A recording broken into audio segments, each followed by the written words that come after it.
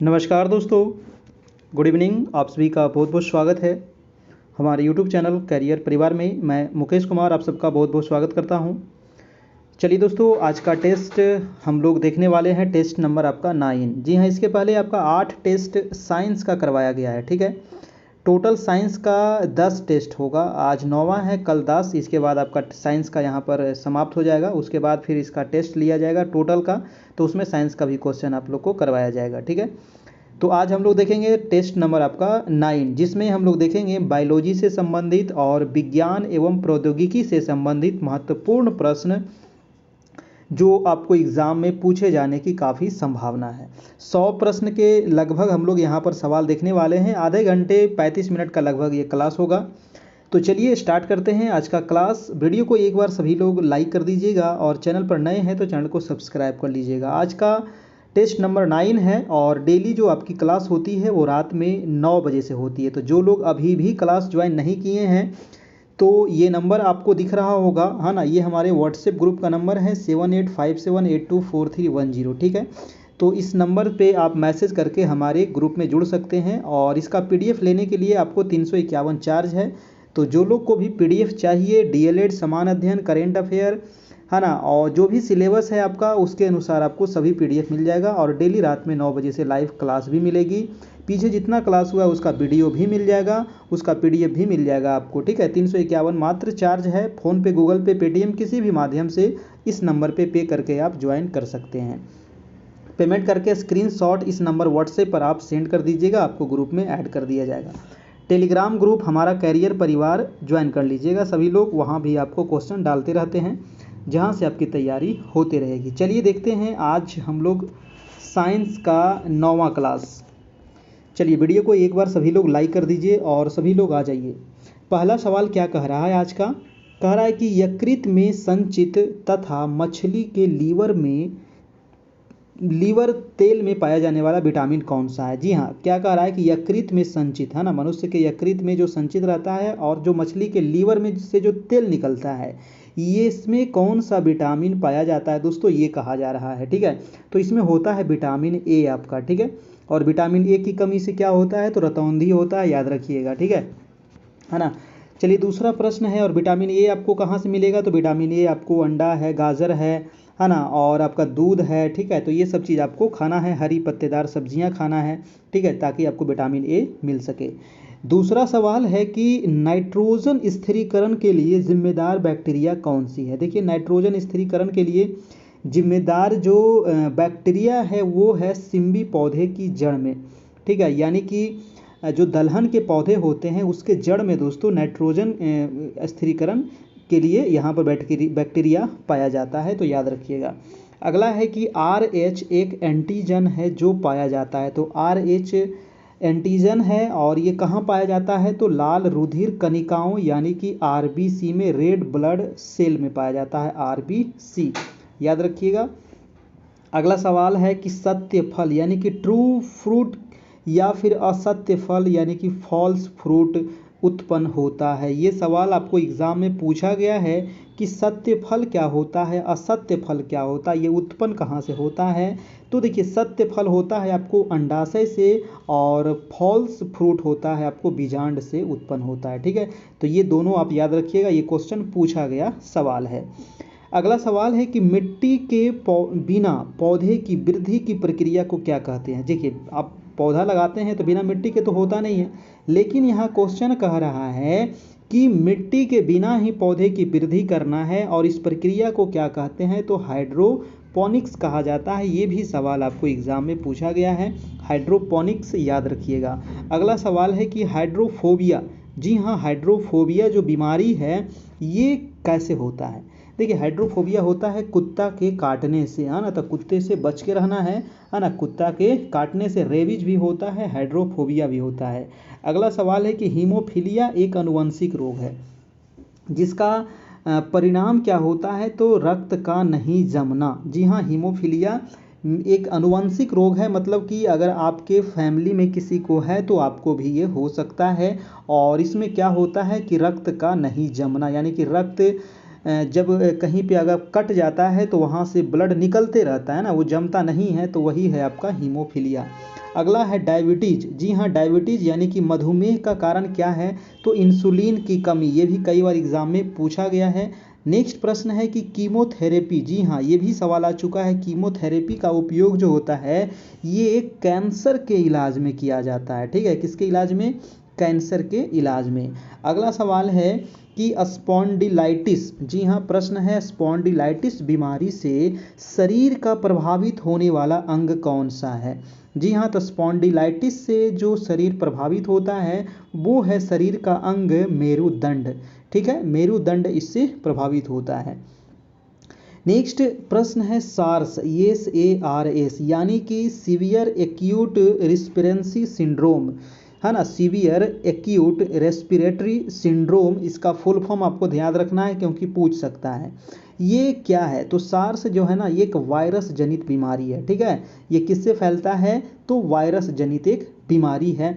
अगला सवाल है मलेरिया। जी हाँ, अभी मलेरिया का प्रकोप ज़्यादा बढ़ चुका है, तो मलेरिया रोग कैसे फैलता है, तो ये मच्छर के द्वारा फैलता है। और कौन सी मच्छर, तो मादा एनोफिलीज मच्छर, है ना, ये जो मच्छर है ये मादा होती है, एनोफिलीज मच्छर के काटने से ये फैलता है ना, मलेरिया। नेक्स्ट प्रश्न है कि एथलीट फुट नामक रोग होता है। दोस्तों देखिए, एथलीट फुट नामक रोग, ये सभी सवाल है ना काफ़ी इंपॉर्टेंट है, पूछा गया सवाल है। एथलीट फुट नामक जो रोग होता है ये टीनिया पेडिस नामक कवक के कारण होता है, यानी कि फंगस से होता है। दोस्तों एथलीट फुट नामक रोग, आप फंगस भी याद रखिएगा, तो फंगस भी आपको ऑप्शन में मिल जाएगा। ठीक है, अगला प्रश्न है कि शरीर में कोलेस्ट्रॉल की अधिकता के कारण क्या होता है। देखिए, शरीर में आपके बॉडी में अगर ज़्यादा कोलेस्ट्रॉल की मात्रा बढ़ गई है तो हृदय घात की समस्या हो सकती है। ठीक है ना, हृदय घात। अगला सवाल है कि प्रदूषित जल। जी हाँ, प्रदूषित जल तो आपको पीना ही नहीं है। अगर प्रदूषित जल पीते हैं तो इससे आपको हैजा होगा, पीलिया हो सकता है, शरीर जो पीलापन हो जाता है, टाइफाइड हो जाता है, यानी कि है ना टाइफाइड बुखार वाला, है ना। तो ये सब जो होता है ये प्रदूषित जल पीने से, प्रदूषित खाना खाने से होता है आपका। तो याद रखिएगा, हैजा, पीलिया, टाइफाइड।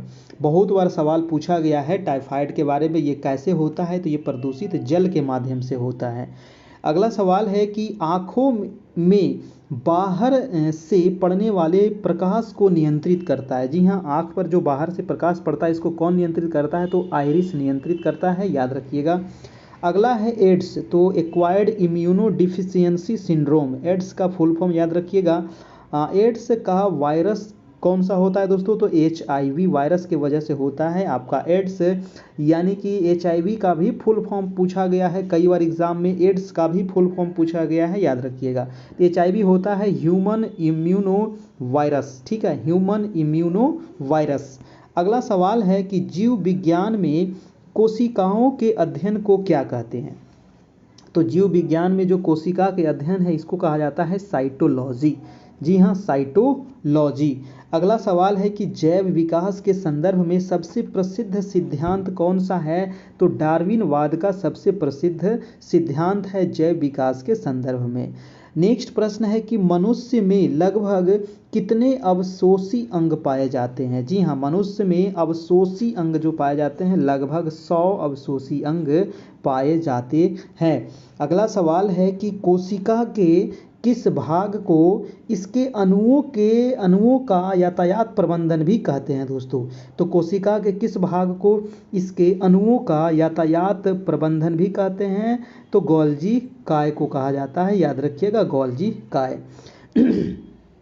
चलिए, वीडियो को एक बार सभी लोग लाइक कर दीजिएगा, है ना, जो लोग अभी तक लाइक नहीं किए हैं, और चैनल पर नए हैं तो चैनल को सब्सक्राइब कर लीजिए, अपने दोस्तों को शेयर जरूर कीजिए। अगला सवाल है कि लाइसोसोम में कितने प्रकार के एंजाइम पाए जाते हैं। जी हाँ, तो लाइसोसोम में जो एंजाइम पाया जाता है ये 24 प्रकार का पाया जाता है, याद रखिएगा। नेक्स्ट प्रश्न है न्यूक्लियोटाइड। जी हाँ, न्यूक्लियोटाइड क्या होता है दोस्तों, तो न्यूक्लियोटाइड होता है एक कार्बनिक अणु, ठीक है, क्या होता है न्यूक्लियोटाइड?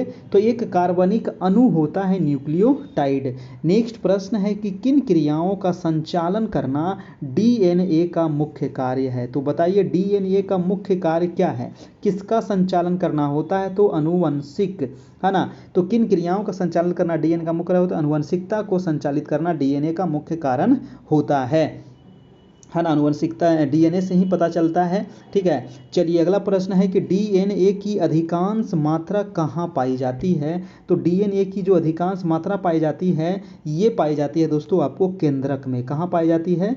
तो केंद्रक में। अगला है कि आरएनए का संश्लेषण किससे होता है? बताइए आरएनए का फुल फॉर्म क्या होता है और डीएनए का फुल फॉर्म क्या होता है? सभी लोग कमेंट करके बताइएगा, है ना। आरएनए का संश्लेषण किससे होता है? तो डीएनए से।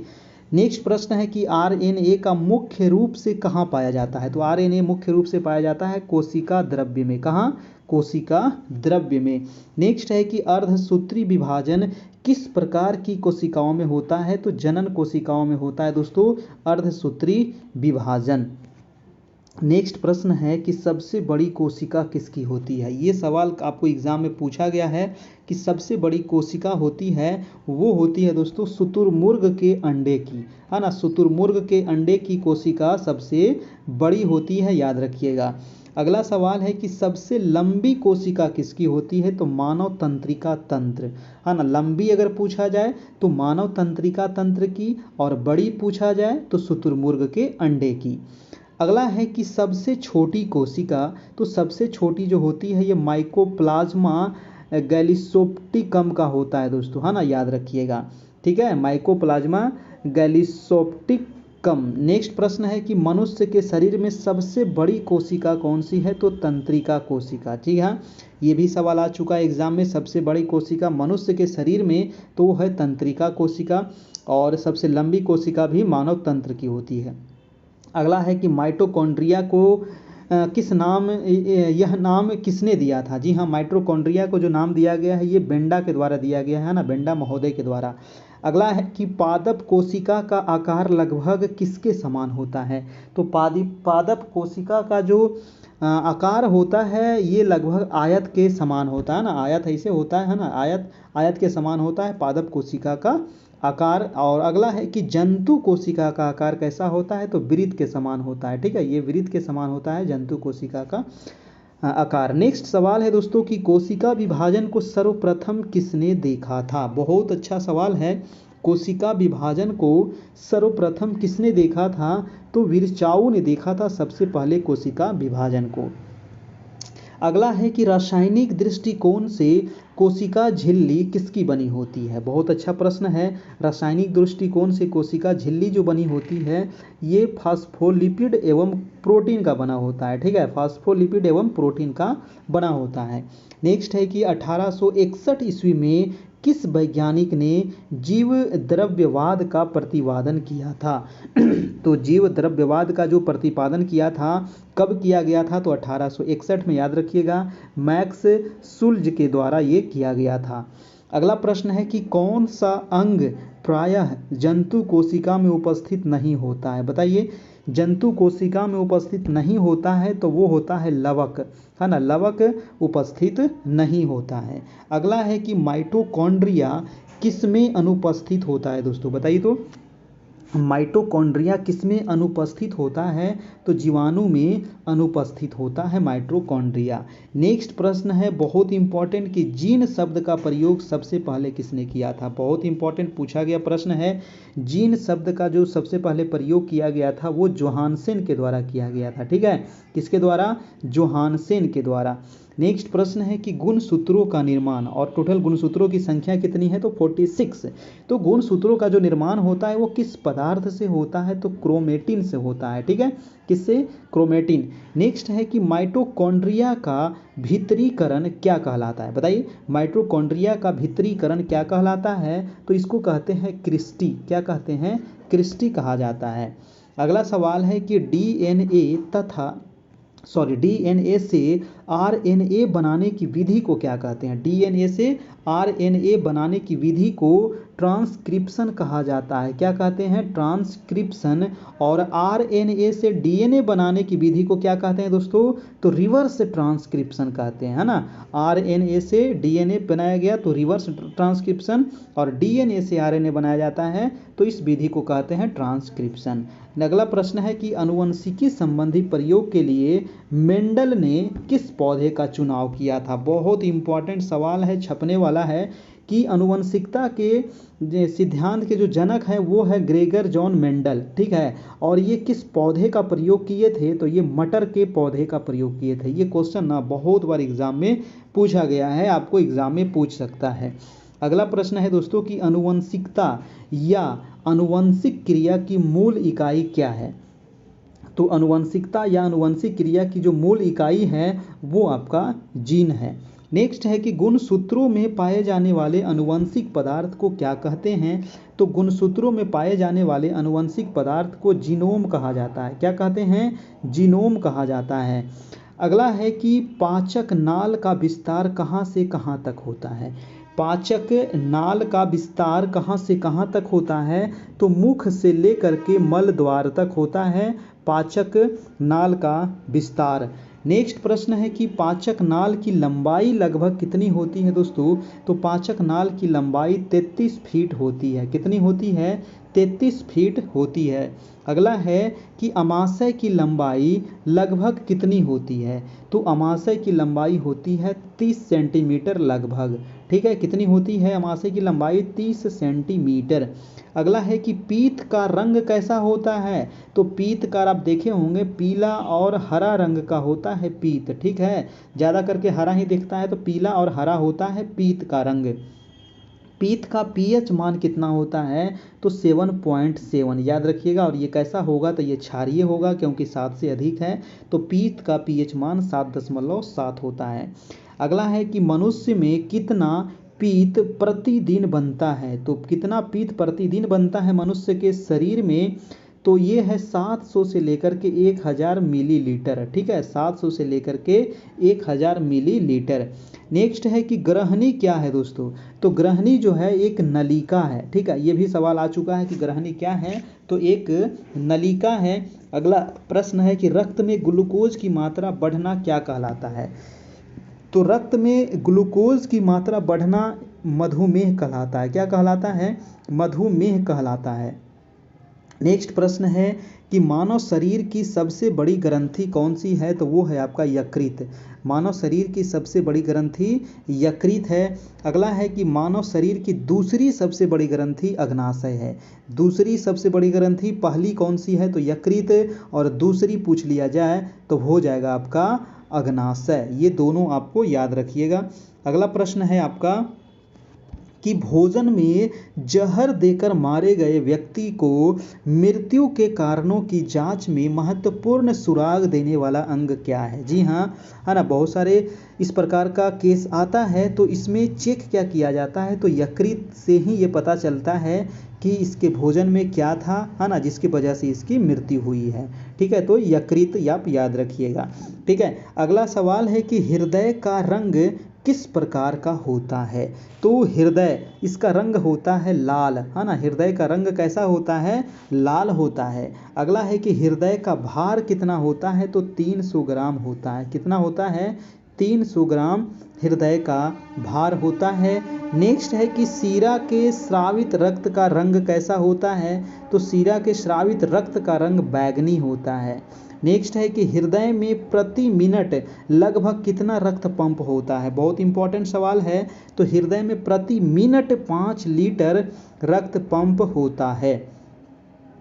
नेक्स्ट प्रश्न है कि सामान्य जीवन काल में मनुष्य का हृदय कितनी बार धड़कता है दोस्तों, है ना। तो जीवन काल में, आपके पूरे जीवन काल में लगभग 2 अरब से अधिक बार धड़कता है हमारा हृदय। और 1 मिनट में कितना बार धड़कता है? आप लोग कमेंट करके बताइएगा, है ना। जो आपका हृदय है वो 1 मिनट में कितने बार धड़कता है।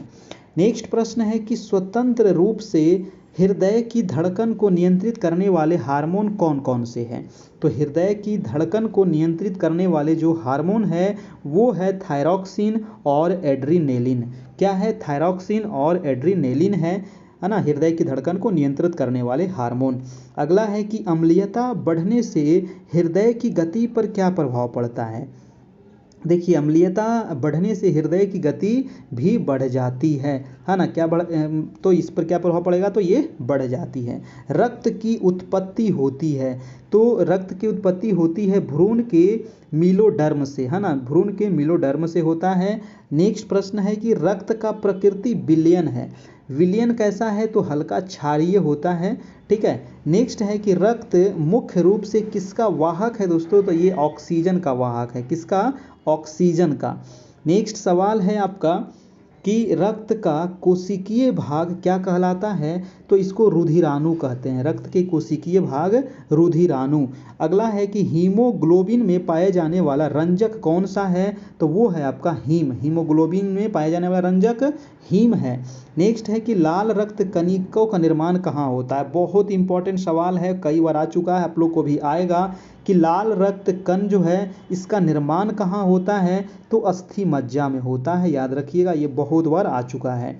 अगला है कि श्वेत रक्त कण का मुख्य कार्य क्या होता है? तो ये भी बहुत इंपॉर्टेंट है, कल भी बताए थे, है ना, आरबीसी, है ना, और एक था आपका डब्ल्यूबीसी। तो डब्ल्यूबीसी का मुख्य कार्य क्या होता है? यानी कि श्वेत रक्त कण का तो रोगों से रक्षा करना, है ना, रोगों से रक्षा करना काम होता है श्वेत रक्त कण का। नेक्स्ट है कि रक्त थक्का बनाने में सहायक विटामिन कौन सा है? तो विटामिन है आपका के।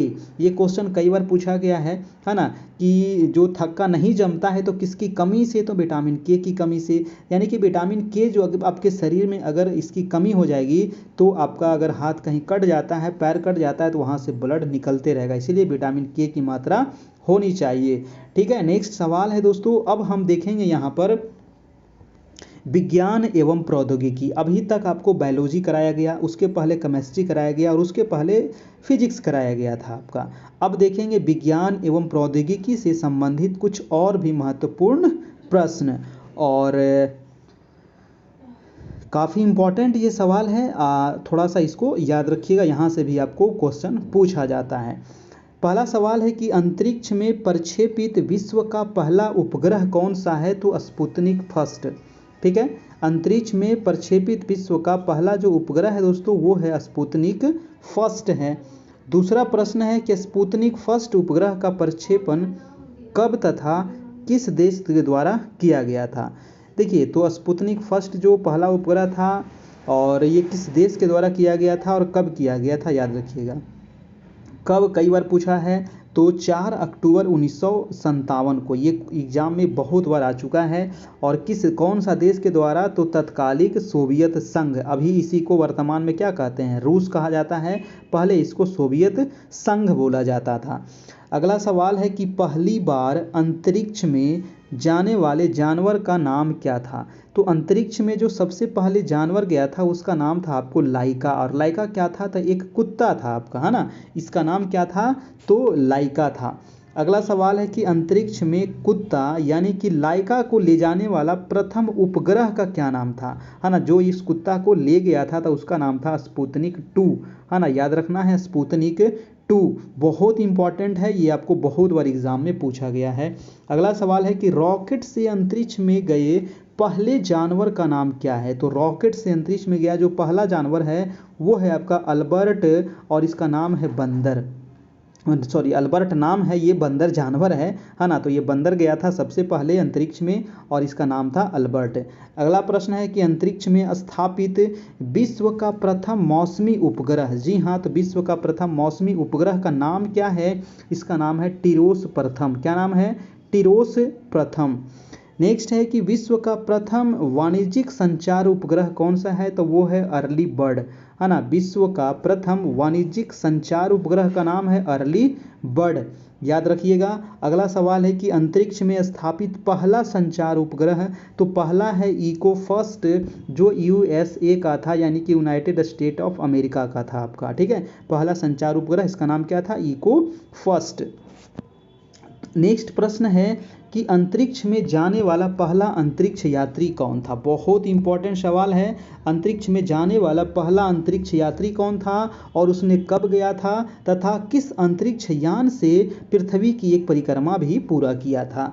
तो उस अंतरिक्ष यात्री का नाम था यूरी गागरिन। बहुत बार पूछा गया कि प्रथम अंतरिक्ष यात्री यूरी गागरिन कब गया था, तो 12 अप्रैल 1961 को।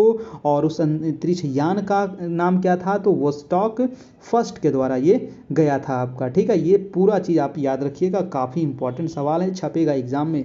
नेक्स्ट है कि यूरी गागरिन किस देश का था दोस्तों। यूरी गागरिन जो था ना, ये आपको रूस का था, यानी कि पूर्व सोवियत संघ का था आपका ये यूरी गागरिन।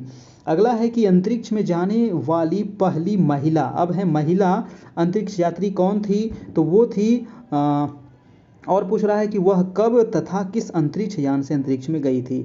तो वो महिला का नाम है वेलेंटीना तेरेस्कोवा। जी हाँ, क्या नाम है, वेलेंटीना तेरेस्कोवा। और वो वोस्टॉक 6 के माध्यम से गई थी। अंतरिक्ष यान का नाम क्या था, तो वोस्टॉक 6। अगला प्रश्न है दोस्तों कि वेलेंटीना तेरेस्कोवा किस देश की थी, तो ये भी पूर्व सोवियत संघ की ही थी, यानी कि रूस के ही थी, है ना। वेलेंटीना तेरेस्कोवा कहाँ की थी, तो ये भी पूर्व सोवियत संघ की थी। नेक्स्ट है कि सर्वप्रथम अंतरिक्ष में तैरने का श्रेय किस व्यक्ति को प्राप्त है। तो सर्वप्रथम अंतरिक्ष में जो तैरने का श्रेय प्राप्त है वो अलेक्सी लियोनोव को प्राप्त है। ठीक है, किसको प्राप्त है, अलेक्सी लियोनोव। नेक्स्ट है कि सर्वप्रथम अंतरिक्ष में तैरने वाली महिला कौन सी थी, तो उसका नाम था स्वेतलाना, है ना। सर्वप्रथम अंतरिक्ष में तैरने वाली महिला, है ना, याद रखिएगा, स्वेतलाना नाम था। और स्वेतलाना स्वित्काया, इसका पूरा नाम है स्वेतलाना स्वित्काया। और ये भी पूर्व सोवियत संघ की ही थी, यानी कि रूस की ही थी। अगला प्रश्न है कि विश्व के प्रथम अंतरिक्ष पर्यटक बनने का गौरव किसको मिला है ना। अंतरिक्ष ये पर्यटक है और इसका नाम है डेनिस टिट्टो। क्या नाम है, डेनिस टिट्टो। ये अंतरिक्ष पर्यटक, प्रथम अंतरिक्ष पर्यटक है और ये कहाँ का है, तो यूएसए का है। अगला है कि अंतरिक्ष में जाने वाले प्रथम एशियाई, जी हाँ, अभी तो हम विश्व का देख रहे थे, अब हम देख रहे हैं एशिया का। तो प्रथम एशियाई कौन था, फाम तुआन। क्या नाम था, फाम तुआन। और ये कहाँ का था, तो वियतनाम का था, फाम तुआन। अगला सवाल है कि अंतरिक्ष में लगातार सर्वाधिक समय बिताने वाली पहली महिला कौन थी। तो सबसे अधिक ज़्यादा समय वो बिताने वाली जो महिला थी उसका नाम था सुनीता विलियम्स। क्या नाम था, सुनीता विलियम्स। और सबसे पहले अंतरिक्ष की कक्षा में मैराथन दौड़ लगाने का रिकॉर्ड, जी हाँ, मैराथन दौड़ लगाने का भी जो रिकॉर्ड है वो भी सुनीता विलियम्स का ही है। ठीक है, तो याद रखिएगा। नेक्स्ट प्रश्न है कि सर्वाधिक समय तक अंतरिक्ष में स्पेस वॉक करने का रिकॉर्ड किसके नाम है। तो सबसे अधिक समय तक स्पेस वॉक करने का जो रिकॉर्ड है वो सुनीता विलियम्स के ही पास है। और ये कहाँ की है, तो यूएसए की है। नेक्स्ट प्रश्न है कि व्यावसायिक उपयोग के लिए भेजा गया पहला संचार उपग्रह कौन सा। व्यावसायिक उपयोग के लिए, ठीक है, याद रखिएगा, व्यावसायिक उपयोग के लिए। इसका नाम था इंटेलसेट। क्या नाम था, इंटेलसेट। अगला है कि विश्व के सबसे पहले प्रयोगात्मक अंतरिक्ष केंद्र का नाम क्या है ना। तो विश्व के सबसे पहले प्रयोगात्मक अंतरिक्ष केंद्र का जो नाम है वो सोयूज 4 नाम है। क्या नाम है, सोयूज 4। नेक्स्ट है कि विश्व के पहले अंतरिक्ष केंद्र का नाम, इसका नाम था सेल्यूट फर्स्ट। तो विश्व के पहले अंतरिक्ष केंद्र का नाम है सेल्यूट फर्स्ट। और अगला सवाल है कि प्रथम चंद्रयान किस देश ने भेजा था। तो सोवियत संघ ने ही भेजा था। बहुत इंपॉर्टेंट है, कई बार आ चुका है, छपेगा एग्जाम में। तो प्रथम जो चंद्रयान था वो सोवियत संघ के द्वारा भेजा गया था। अगला प्रश्न है कि सोवियत संघ ने अपना प्रथम चंद्रयान कब भेजा था। बहुत बार एग्जाम में पूछा है। तो 2 जनवरी 1959 को, ये डेट याद रखिएगा, क्वेश्चन आ सकता है। नेक्स्ट है कि विश्व स्तर पर दूसरा चंद्रयान भेजने वाला देश कौन सा है। तो दूसरा चंद्रयान यूएसए। ठीक है, कौन है, तो प्रथम तो है आपका सोवियत संघ और दूसरा कौन है, तो यूएसए, यानी कि यूनाइटेड स्टेट ऑफ अमेरिका। तो आज हम इतना ही रहने देते हैं दोस्तों। और वीडियो कैसा लगा आप लोग ज़रूर बताइएगा। और अगर आपको डीएलएड, समान अध्ययन, साइंस, करेंट अफेयर, सभी चीज़ का जो भी आपको प्रधान शिक्षक में सिलेबस है उसके अनुसार आपको पीडीएफ चाहिए तो आप हमें इस नंबर पे कांटेक्ट कीजिए। और ये पीडीएफ का मात्र 351 चार्ज है है ना। और ये आपको जो चार्ज है ये मंथली चार्ज नहीं है, आपको 18 दिसंबर एग्ज़ाम डेट दिया गया है, तो 18 दिसंबर तक ये आपको चलेगा। 18 दिसंबर तक कोई भी चार्ज अभी नहीं लगेगा, ठीक है। एक बार आप एडमिशन ले लीजिए और 18 दिसंबर तक क्लास करते रहिए, ठीक है। और 351 पे करना है आपको। कैसे पे करना है मैं आपको बता दूं कि इसी नंबर पर पेमेंट करना होगा। कैसे? तो फ़ोनपे, गूगल पे, पेटीएम, किसी भी माध्यम से ऑनलाइन पेमेंट करना है आपको, और स्क्रीनशॉट लेकर के इसी नंबर व्हाट्सएप पर आप भेज दीजिएगा। वहाँ आपको हम ग्रुप में ऐड कर देंगे और सभी नोट्स आपको वहाँ प्रोवाइड करा दिया जाएगा, ठीक है। चलिए दोस्तों, तो आज इतना ही रहने देते हैं और फिर मिलते हैं हम नेक्स्ट क्लास में कल। और कल होगा आपका टेस्ट नंबर 10, जिसमें हम लोग देखेंगे विज्ञान और प्रौद्योगिकी से संबंधित महत्वपूर्ण 100 प्रश्न कल भी।